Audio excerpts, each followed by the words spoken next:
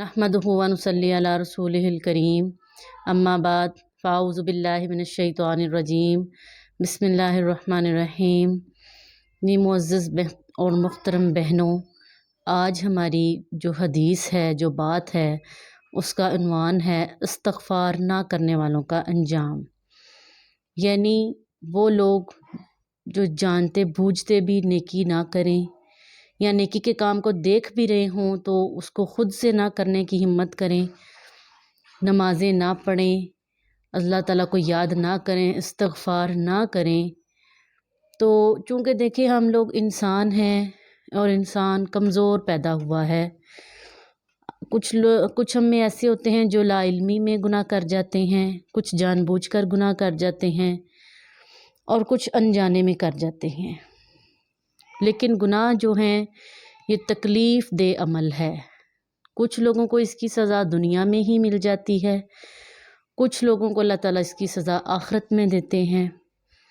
तो अल्लाह ताला से दुआ करनी चाहिए कि हमें इतनी छोटी छोटी नेकियों को करने की तौफीक दे कि हम दुनिया में ही उसका अजर पा सकें। अब देखें हमारा फ़ायदा किस में है? इसी बात में है कि हम अगर गुनाह करें तो फ़ौरन से तौबा करें। इस तरह करने से अल्लाह ताला भी इंसान से खुश होता है और इंसान ख़ुद भी दिली तौर पर अपनी ज़िंदगी में भी और उख़रवी ज़िंदगी के लिए भी मुतमईन रहता है। अब देखें तारीख़ में बहुत सी मिसालें हैं, जैसे हज़रत आदम अलैहिस्सलाम को देख लें। उनको जन्नत से क्यों निकाला गया? क्योंकि वो शैतान के बहकावे में आ गए और अल्लाह ताला की नाफरमानी उनसे हो गई। उन्होंने उस फल को खा लिया जिससे अल्लाह ताला ने उनको मना फरमाया था। तो उसका क्या नतीजा हुआ कि अल्लाह ताला ने उनको जन्नत से निकाल दिया। यानी अल्लाह ताला की नाफरमानी ही हुई ना, तो अल्लाह ताला ने उनको जन्नत से निकाल दिया और वो ज़मीन पर आए। फिर उनकी ज़मीन पर उनकी नस्ल चली और इंसान बनते गए। इसी तरह मुख्तलिफ़ कौमें कबीले आबाद होते गए। अब वो कौन सी चीज़ थी जिसने कौम नूह जो थी, यानी हज़रत नूह अलैहिस्सलाम की जो कौम थी, उन पर पानी का अज़ाब आया। कैसे आया? आसमान से भी बारिश बरसी, ज़मीन ने भी अपना पानी निकाला, गर्ज़ के हर जगह से पानी ने उनको घेरा और वो पानी में गर्क हो गई पूरी कौम। क्यों हुई?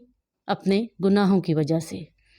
इसी तरह इब्लीस जो फ़रिश्तों का सरदार था, बहुत अच्छा था, एक मुअज़्ज़ज़ इबादत गुज़ार फ़रिश्ता था, लेकिन वो ज़लील हो गया। क्यों हो गया? कि अल्लाह ताला की नाफरमानी की, फिर अल्लाह को सजदा करने से इनकार किया। तो अल्लाह ताला ने क्या किया कि ज़लीलो ख्वार कर दिया उसको क़यामत तक के लिए।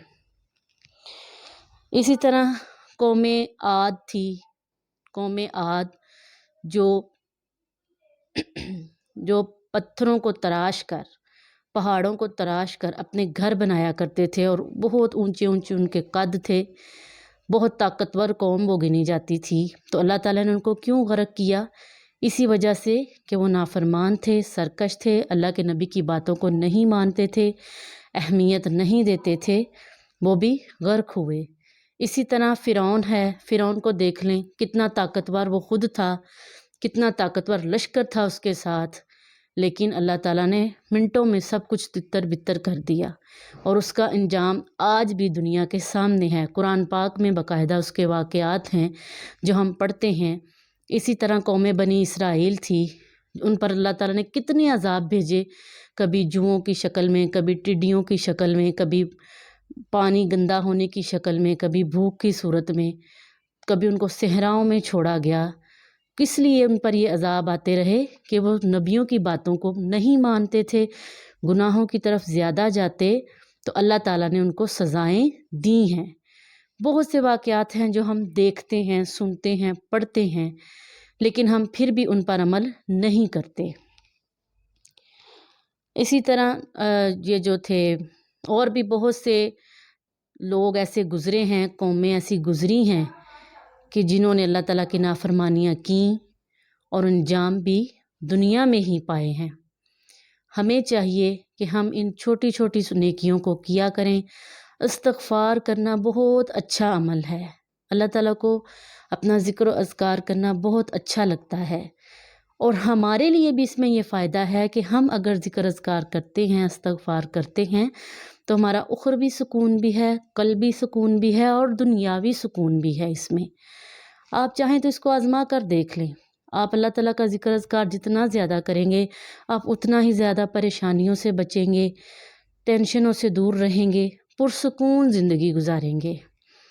دیکھیں ہم بھی اپنی زندگی میں چھوٹے چھوٹے کئی گناہ ایسے کر جاتے ہیں جن میں کبھی ہم اپنے والدین کو ناراض کر لیتے ہیں، کبھی بہن بھائیوں کو ناراض کر لیتے ہیں، کبھی رشتہ داروں کو ناراض کرتے ہیں، اور پھر جب اس سے بڑا کام یہ ہے کہ جب ہم ان سے سوری نہیں نہ بولتے تو ہم اس بات کو کھو دیتے ہیں۔ ہم ان پیارے رشتوں کو، ان ماں باپ کو، ان اولاد کو کھو دیتے ہیں، اپنے سے دور کر دیتے ہیں، یعنی ان کی اہمیت ہی نہیں رکھتے۔ تو یہ بھی اللہ تعالیٰ کو سخت ناپسند ہے۔ کوشش یہ کرنی چاہیے کہ ہمیں اللہ تعالیٰ اتنی توفیق دیں کہ ہم استغفار کو لازم پکڑیں، اللہ تعالیٰ کے گناہوں سے بچتے رہیں، کیونکہ جتنی ہم توبہ کریں گے اتنا ہی ہمارے لیے اچھا ہے۔ وہ ہمارے دنیا بھی اچھی ہے، ہماری آخرت بھی اچھی ہے۔ اللہ تعالیٰ سے ہمیشہ یہ دعا کرنی چاہیے کہ اللہ تعالیٰ ہمیں ہر روز استغفار کرنے کی توفیق عطا فرماتا رہے۔ آمین۔ وما علینا الا البلاغ المبین۔